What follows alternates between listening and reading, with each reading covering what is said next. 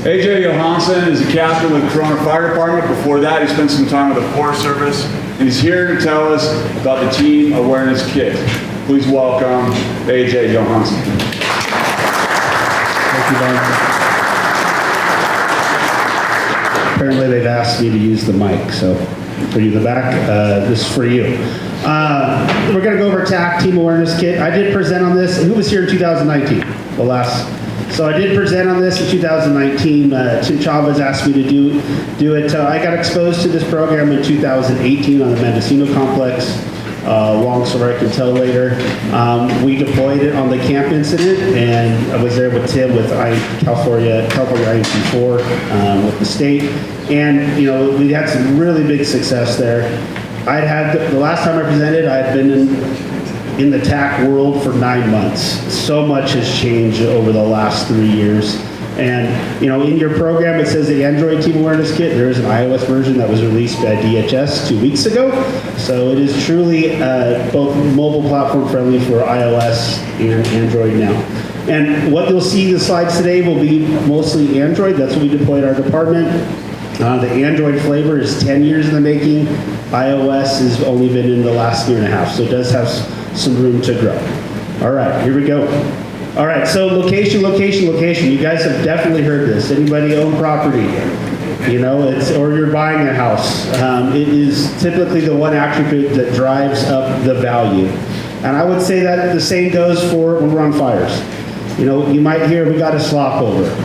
All right, we're putting a new drop point in. We've got a spot fire. We've established ICP. What's your next question? Where is that at? And it may came over the radio, and you may get a lat long. You may get a description of an intersection, but it's a lot easier looking at it on the map, correct? All right, so, we are using a lot more geospatial information now in the fire service. You have someone calling 911. The dispatcher or dispatch center can look at the location of the caller. They're giving it to the dispatcher, they're putting it in a CAD system. Your CAD may use some sort of geospatial components off your fire engine if they're putting GPS to send the correct resources to the call. And we get in the engine and, let me go back a little bit. And it looks something, that red one does not, that's sensitive. Click. All right. You get in the engine, you have something like this. Who's using some sort of tablet or MDC in their fire engine? All right, and you have some sort of map, maybe some attributes about the call, and then you get to the call, and then you get off your fire engine, you go up the hose lay, and you go up on your cut line. Who's got something then? Is anybody deploying something in the field where you can see other users, see where you've been, looked at your tracks, and orient yourself with other users on the fire line? Physical GPS and yeah, and you're doing it mostly by voice, right? Where we're at, we're on this ridge, we're at this intersection. We're sharing problems. All right, so I heard the word Avenza. How many people are using Avenza? Very fluent with Avenza. You're downloading maps. You're allowed to have a map. Typically it's the operations map. Maybe during initial attack, you may have a pre-planned map. You can see yourself on that map. You can drop points on that map. But if you want to share that data with another team member on the incident, how are you guys doing it? Airdrop, you have to be in physical distance. Maybe you have to send it, maybe you send it over an email, and then they load up all the points that you did. Wouldn't it be nice to just share that dynamically? I established the ICP. I have a hazard. I make a radio call and say, I'm injured. Where are you at, AJ? Instead of me describing where I'm at, you see me on that map. And that's what the ATAK program is all about. So once you get out in the field, being able to see other people, in my opinion, is pretty imperative. We have AVL, we see where our fire engines are, but where are our dismounted resources? Where is that crew now? How many people run an AVL in their rigs? Forest Service, I'm sure you guys are getting there. Your BLM partners are already using AVL. I can see where the engine is in the crew by use park, but now they're on a hose lay, or that helicopter crew has dropped off their crew. Where are they at now? Anybody confused so far? It's okay if you are. And I want to encourage you to ask questions. So raise your hand in the middle of one of these slides. Hey, what is that? What am I looking at? All right, so TAC can do that and a whole lot more. We're going to go over what is TAC, who's using it, where you get it, how you connect with it, what you can do with it. We'll cover the basics. I have 30 minutes. This is a very extensive program. And we'll go over some wildland fire incident examples.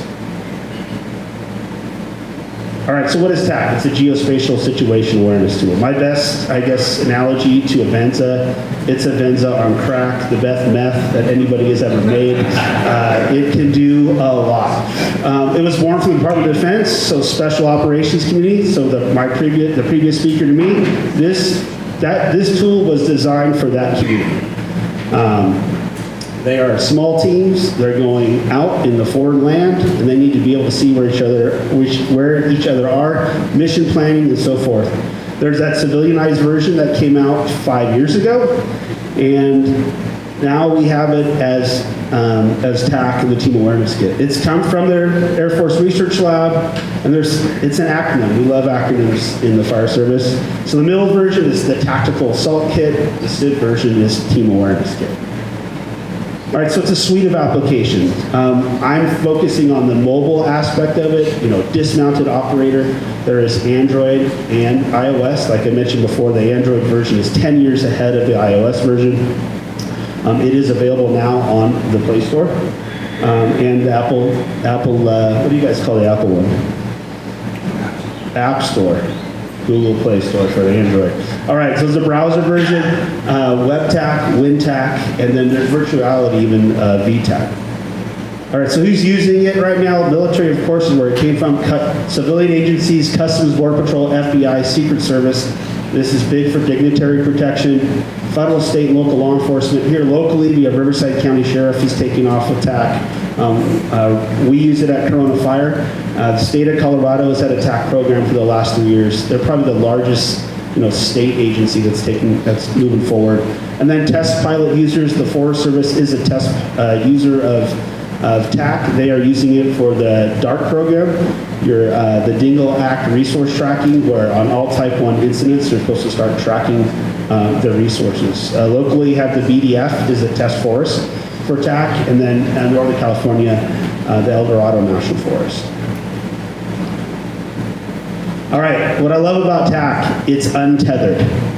All right, you can put whatever you want into it. All right, so if you have a KML or a shape file, you have a map, a PDF map that you want to put into it. If you want to take your AVL out of your CAD system and export it in here, it will do it. You do not need to go to a board of directors of a company that you subscribe to and say, hey, we'd like this feature. You can just get it done. And that's what I love most about it. It allows you to really do what you want with the product. Plug-in architecture, this is another great thing on the Android side. If you have a capability that you want and it's not in TAC, you can hire a developer, build a plugin, and now you have it within this program. And as an example, the fire area survey, when we first got TAC, what is the one thing we love to do with a Venza is like our tracks. Map a fire, I'll walk around a fire, get my line that I walk. It was really clunky to do that in ATAK. So the state of Colorado built a plugin. Now it's very easy to just map a fire. I could walk a division, you could walk your division. We share all this stuff together, we add these points together, and now we go criminal. It's a pretty cool way to do business. And again, you're not going to a board of directors to get this done. You get your funding, you get your developer. The Android, it's an open software developer kit, and you can just integrate it. One thing I'm working on right now with DHS is to do a Kestrel plugin. I go through all the military plugins, and I saw Kestrel, and I reached out. I said, what do they use this for? This is for sharpshooter ballistics. So Kestrel has something for targeting. And so I'm like, well, wouldn't this be cool to just bring this into TAC? And now I have this tied to my ATAK device, and I can take a weather metering, and I can add all this stuff automatically from Kestrel. It'll drop it right on the map, and I'll take a weather observation. For an IMET, I can't imagine a large instance, they would probably love to see this sort of thing. So we can have not only bring in a lot of forecasts in TAC, which we'll show you, but imagine being able to feed real-time weather back into systems and get, a broader, I guess, scale of weather that's localized toward your incident.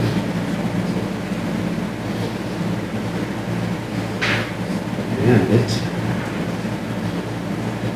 good. Click. There we go. All right, where do you get it? TAC.gov is the official government repo. This is where you can get all the plugins. Not all plugins are available on the Play Store yet, except for the Play Store is for your Android users. There are a limited amount of plugins. You can go there right now and look at ATAK. And on the App Store for Apple, there's just iTAC. The way the Apple version works is there isn't this plugin architecture. It has to be built into the program.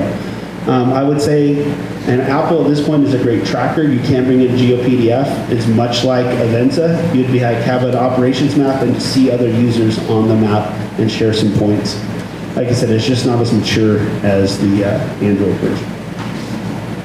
So I suggest you guys register. If you just want to know more about it, just register at tac.gov, and there's a lot of training videos on there and explains the program pretty well. How you connect. You guys have heard the PACE acronym, correct? Your primary, alternate, contingency, emergency. Think of your comms as no different with these sort of applications. We typically use LTE as our primary means to communicate. All right, we have cellular networks built out. We can connect these devices, and if we're in cellular connectivity, we can see each other. And to connect each other so I can see you, I'm on the other side of the ridge, and you're on the other side of the ridge. Over LTE, we use what's called a ATAK server. There's also a commercial application called Team Connect that is very, very easy to deploy. And so the server architecture is really, the core of the primary plan. And then there's also mobile ad hoc networks, mesh networks, LMR radio, and satellite. These are kind of alternate and contingency ways to communicate. These other ways, like moving over satellite connectivity, if I use this little puck to transmit, I'm not sending video and high resolution data, but I can send where my position is, I can send a chat, I can send a point and a color over this. Or over LTE, I could send, a high resolution, geostationary picture. And it just wants to go twice. All right, so this is that mesh network stuff. This is a GoTenna. Everybody heard of GoTenna or seen GoTenna's advertising? It's just a small radio that you connect to your TAC device. So if you're out of LTE, now it's using a mesh network, and if I'm in line of sight, we can see each other. And then if someone else is in line of sight, so if I have A down here at the bottom of the ridge, B at the top, and C the other side of the ridge, although A and C can't see each other line of sight, it's going to bounce those messages back and forth. Beartooth is another, here in this left Pelican case, is another vendor. So like I said, this open architecture, people will build this stuff to work with TAC. So if you're out of LTE, that doesn't matter. And how many places do we go that don't have LTE? That's why you camp, right? You're like, I better download all my stuff I want in Avenza before I get out on the line, or I'm not going to have it. Well, now you'd be able to have that base map, but also be able to see other people and send shapes and points. I mentioned the satellite. This is a Somewhere Labs puck. You can use this with TAC or without, so I could issue this to a crew and just put the call sign on it and still see it, and they wouldn't need a TAC device, but I could see them. So imagine being a division branch where you can see your dozers driving around where they're at. So you don't have to use TAC with it.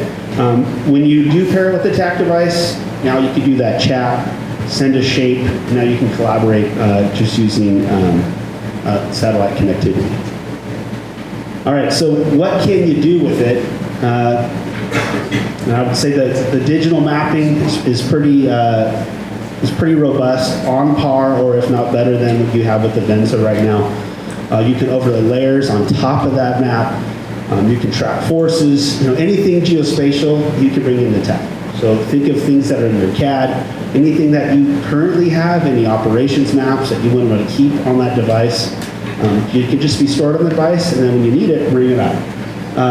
The point, polygon, line, chat, weather inputs, augmented reality, remote sensing, so live video, IP cameras, aircraft, and UAS. And I'll give you some examples now what this looks like. All right, field deployment, this is what we're running in Corona. We do have a number of different cases that we use, different mounting styles for the phones. On the fire engines, we do have a larger tablet, and for our battalion chiefs, for a little bit better view, especially for the older folks. Hey, I'm 47, man. The struggle's real. I finally went to Costco and got the eye check. I was like, yeah, the guide on the TV is not getting smaller. All right, so, wildland stuff, AVL services, dismounted personnel, and even if it's just matching a radio call sign where someone's at. I'm on the hose lay, I'm on the left flank, we're making a push on the left shoulder, we're about to start pinching this thing off. As an IC looking back, or operations, going, okay, now I can start building about, where these people are at. Or even just a simple, I need help, where are you? Makes it very, very easy. Marking your perimeter, drawing the control objectives, measuring distance, slope, area. And remember, in TAC, it's your sandbox, all right? So not everything you put on that map is shared automatically to everybody else. You choose what data you want to share with your team. Leveraging existing data like KMLs. Anybody use MODIS data or VERS off the NASA firm site? So if you use that sort of stuff in Google Earth, well, then you can put it right in TAC. And then real-time video and from UAS and manned aircraft. So this AVL is an example. This is BLM's. They use a satellite terminal on their vehicles, and this is I believe the Ravapai crew, hot truck crew. This is out in the Crooks Fire last week. I'm sure they're still there in just south of Prescott, Arizona. So just an example of bringing in data that you already have and displaying it in this program. This is us in Corona. These little dots here are ATAK users. You can see there's Riverside Police helicopter that we also is tracked in here. This is our city boundary, just something we got from our GIS. This is just using Google Maps. This is a local fire we had bordering the Cleveland National Forest. So another layer we brought in. This is SRA in the pink. This is green. This is Fedland. And then all inside here is the city. And this yellow line right here is the city boundary. This is a small fire we had. And this is just rough at the beginning of an incident. Drawing division breaks, seeing where people were at, and starting to get just a rough estimate of the fire extent, just visually. All right, it goes up to this ridge, I can see it here. Other people on the other side drawing this shape. The beauty too is once I draw this shape, and someone else has better eyes on it on the other side of the ridge, they can grab that shape and they can edit it, and then it's edited for everybody. And then this is the next day, I decided to go hike it. For some reason, it's 104, and I'm like, ah, just to hike it. And now you can see you've got this. Got it, cut? Hiking down.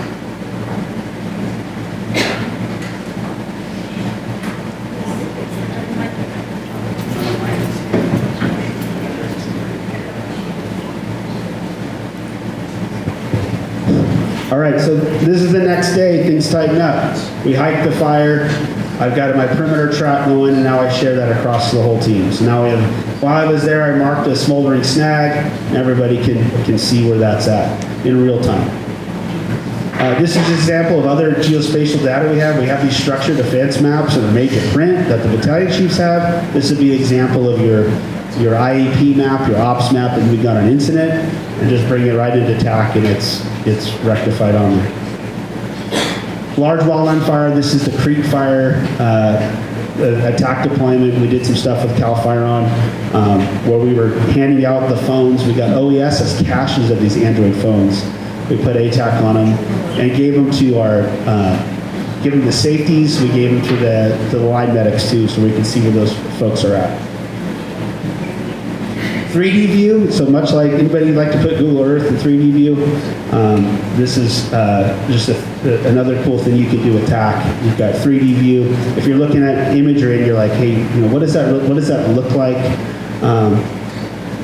Now you can put that ops map on 3D view as well. Just drape the ops map right over the top of it. I know we all know how to read a topo map, but it's, it just gives you another kind of view of what this looks like.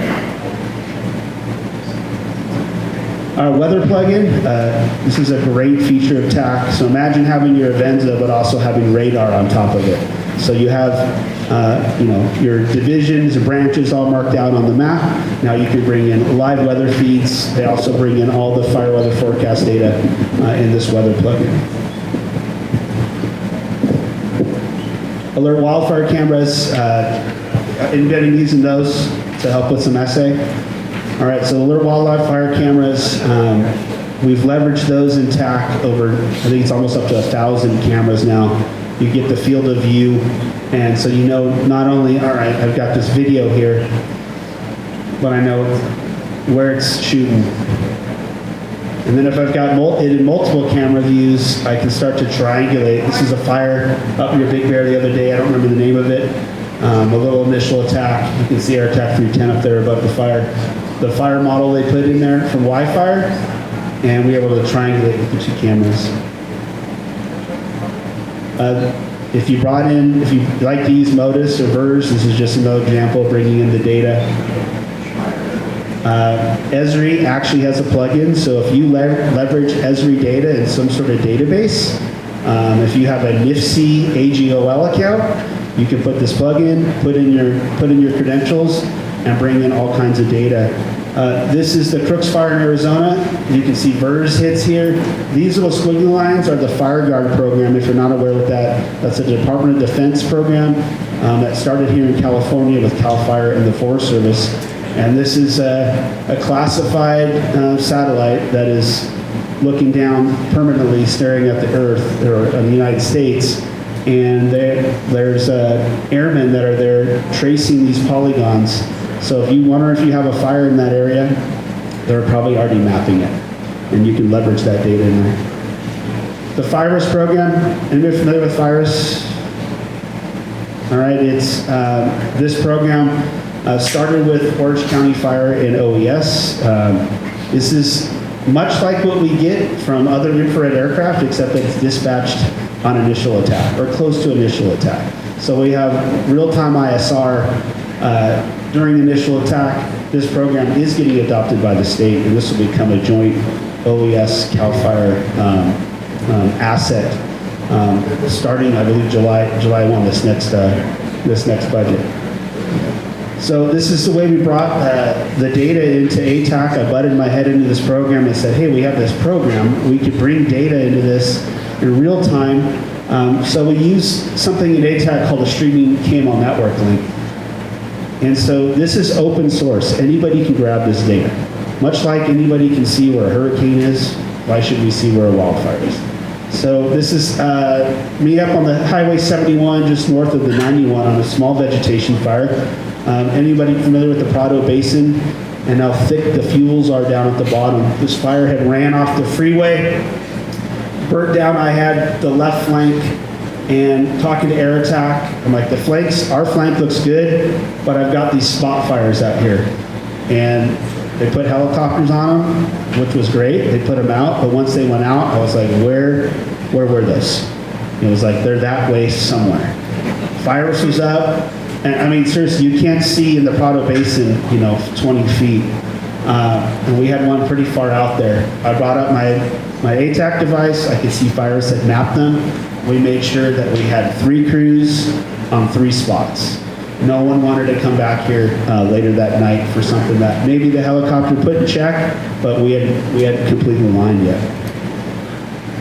The streaming cable network links again. This is from FIRUS. This was the gym fire that happened. Was that March on the Cleveland? So this is FIRUS flying. They did a quick little map. I brought up the last ops map just off the FTP site. The question was, is this in the Holy Burn Scar? And I was like, everyone was asking that. Went to the FTP site, brought up the last ops map, and you can see, nope, it's not in the burn scar. It's burning right up against it. You can see the hand line there. And this is an alert wildfire camera shooting down there. So just another way to bring in some situational awareness. ADSB tracking. So this is, we're tracking all, any aircraft that's transmitting ADSB, and all aircraft now are required to do this as of a year and a half ago. So we get not only horizontal separation, but vertical separation as well. And this is another example of a tool in ATAK called the Bloodhound tool, live ETAs. So this is virus flying out to that fire the other day up above Big Bear, and you're getting live ETAs on aircraft. And you can get as many ETAs as you want. If you want to know, they told you Taker 910s coming from Arizona to your fire, well, you can find them on the map and bloodhound them and get a legitimate ETA of when they're going to get there. Anybody use distributed real-time infrared, folks? The dirty? All right, got one hand in the back. So typically they're out with the branches or maybe some divisions on their larger fires. So they're bringing their RC-26 aircraft in. They have a sensor on it. And then through this radio right here, they're bringing the imagery off the aircraft. That is ATAK running the back of that pickup and the CAL FIRE branch, one of the team members, using that to help see through the smoke. You guys know how it is. You get out there on these large fires, you can't see through the smoke. You don't know if it's spotted over that ridge or not. And we bring the dirty folks in to help us with that. The reality is this tool is now available for us, and we can start doing this on our own with our own aircraft. Geospatial video. You need decent connectivity, either connected right to the airframe, or you're going to have LT to do this. But this is the Thomas fire. Up here you can see the aircraft position. You can see the sensor point of interest right here as the camera moves. And this is the first operational period. You're watching the VLAT drop. So as an ops person trying to, all right, well, where is the fire now? You can start drawing. All right, it's actually more out here now. Just another way to bring some essay to you.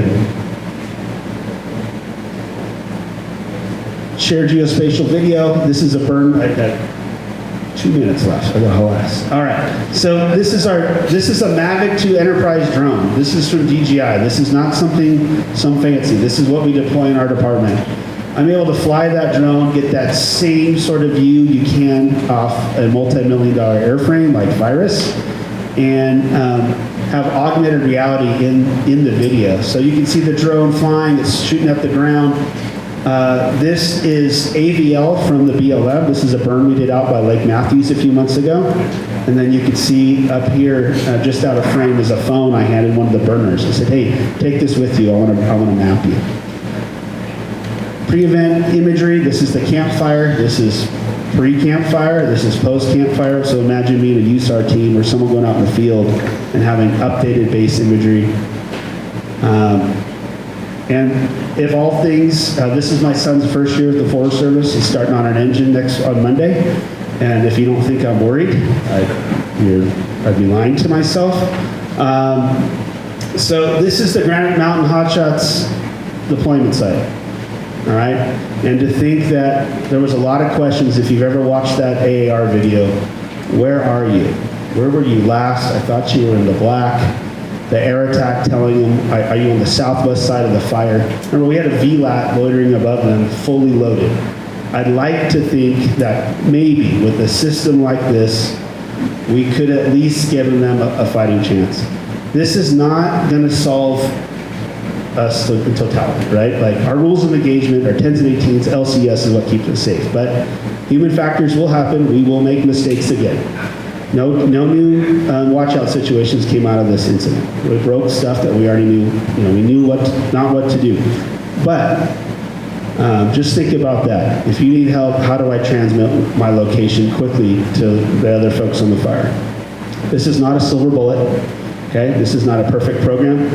I don't write emails and Twitter. I use Outlook. So app switcher on your device, we should be concentrating at a high level on how do we tie all of these systems together. If I draw a marker in ATAK, it should go to fire response, tablet commands, scout, Interra, whatever it is.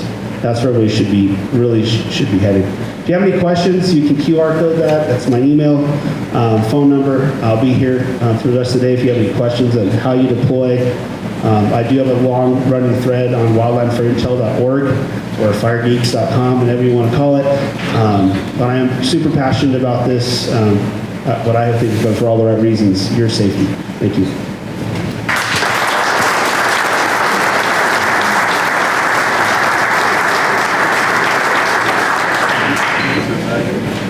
Get your mug, you get your mug and you get your mug in the picture.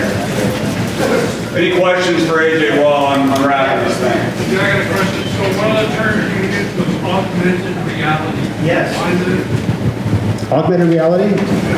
So imagine being able to take your phone and opening the camera up and scanning the side of the hillside and then being able to see a hot truck crew that had one of these devices transmitting and getting orientation that way.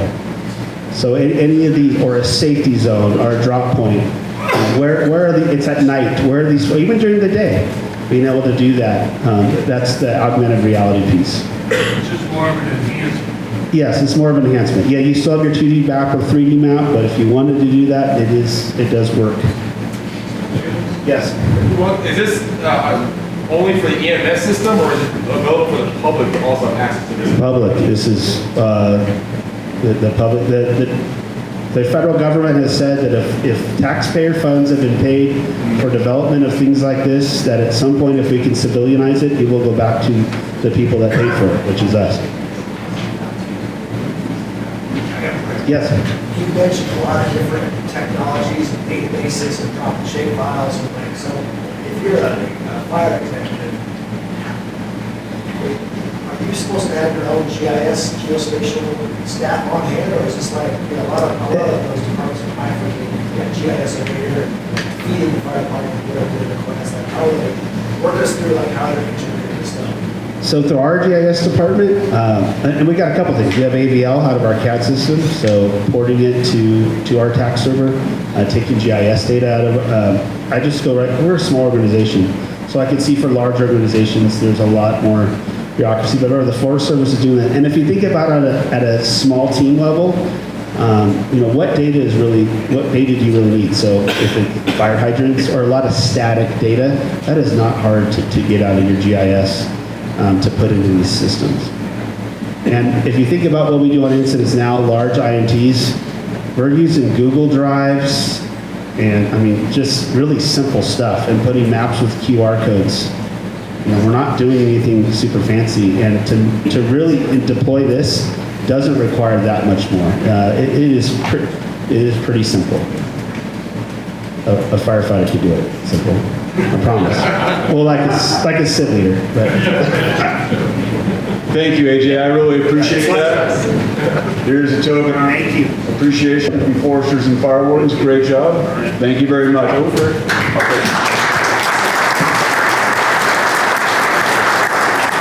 Great job.